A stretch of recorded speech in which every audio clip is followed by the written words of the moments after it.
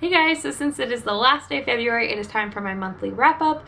I didn't do as well in February as I wanted to. I only read 8 books and didn't get through all of the ones that were on the TBR. But I kind of went through a back injury, which set me off for a few days, and I think that was at the beginning of the month during AYearAThon. So there were 3 days where I could hardly sit up out of bed and was in so much back pain that I couldn't even think about reading. So that's getting managed. I'm getting myself back together, and I did participate in ContemporaryAThon. I did vlog that if you saw that video, and got myself back on track. So let's talk about the 8 books that I did read. If you want to know complete thoughts on any of the books that I read, I did post full reviews on my blog, which I will link down below. I had a lot to say about all of them that doesn't really translate well when I'm trying to make it a kind of short video, but if there is something that sparks your interest, make sure you check it out. First book that I read this month was Strange Books by Michelle Gagnon. I only picked up this book because I'd received an e-art copy to read from NetGalley that had ended up archiving itself, and I was trying to clear out all of those old reviews, and my library had this one in. I think the mistake that I made was going into this book not knowing what it was about, and even after reading it, I'm not sure I could explain to you what it is about. So we follow 6 strangers that kind of time travel together, but from across different continents and countries, and it was just weird. I went into this expecting a thriller because if you can see the cover, it's kind of sketchy, and the synopsis on the back was very strange, but it is very strange, and I ended up giving it 2 out of 5 stars. Then I picked up That Summer by Sarah Dessen. I listened to this as an audiobook because there was one night I couldn't sleep, saw it was a 4-hour audiobook available from my library. Thought, why not?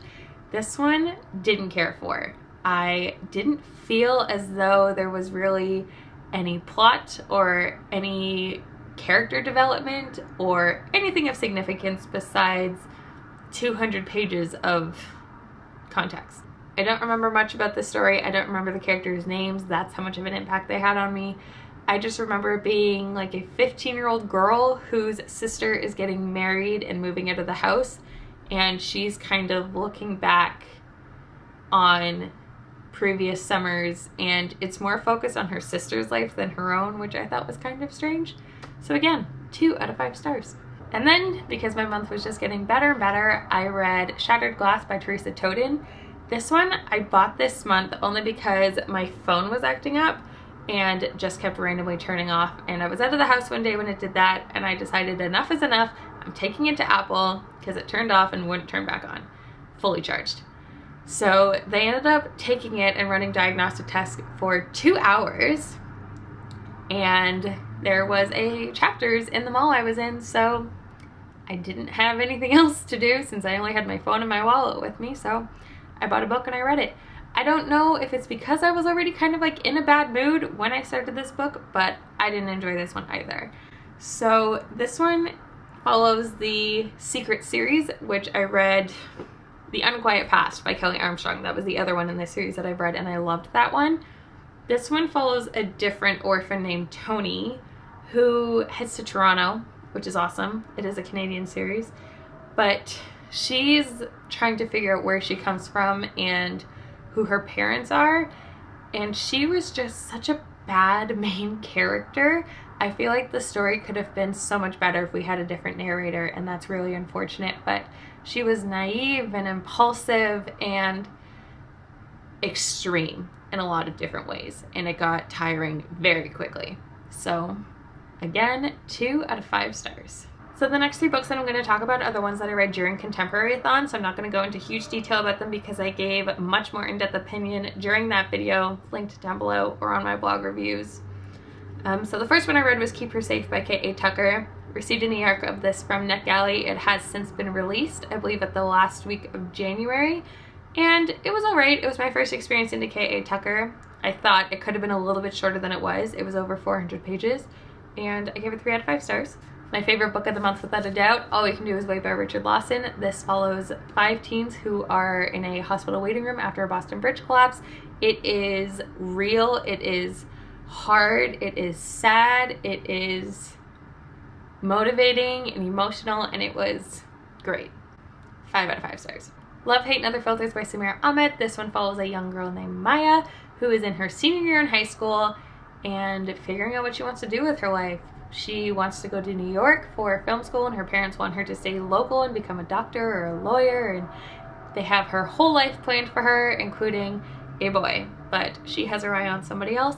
So I really enjoyed this one. It is, again, light and real and funny.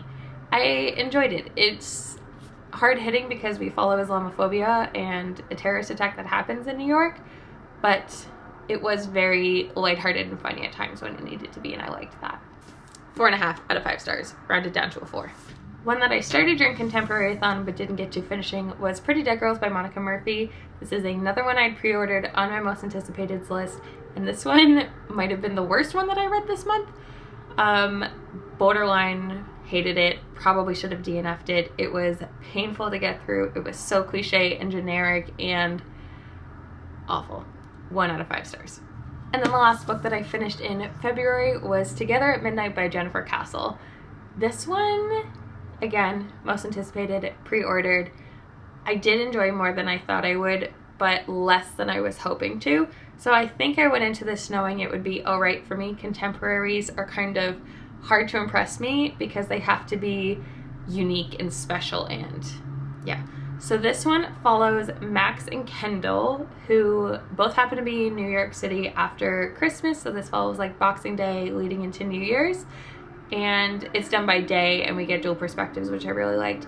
But they witness an accident, and because of that start enacting random acts of kindness. And they have a past together, are trying to be friends, but end up getting closer through all of these different kindnesses that they're doing. And it was a unique relationship to watch, but I didn't like the characters separately. I liked when they were together. I think they brought out the best in each other and they balanced each other out very well, but separately I found them annoying and obnoxious and ignorant and all of that stuff. But this is almost the perfect example of a 3-star book for me. It wasn't great, but it wasn't bad. It didn't blow me away, but it kept me interested. So 3 out of 5 stars. And yeah, those are the 8 books that I read this month in February. Again, not as many as I was hoping. I really wanted to get to 10, but I ended up DNFing Find You in the Dark by Nathan Ripley. I was reading that, got about halfway through, so I would have read 9 books, but that one really slowed me down for sure. So yeah, make sure you guys let me know what you read this month and what your favorite book of the month was. If you read any of the books that I talked about, make sure you let me know what you thought of them. And subscribe, because tomorrow I'll be posting my very ambitious March TBR, so get excited for that. Thank you guys so much for watching. I hope you enjoyed, and I will talk to you tomorrow. Bye.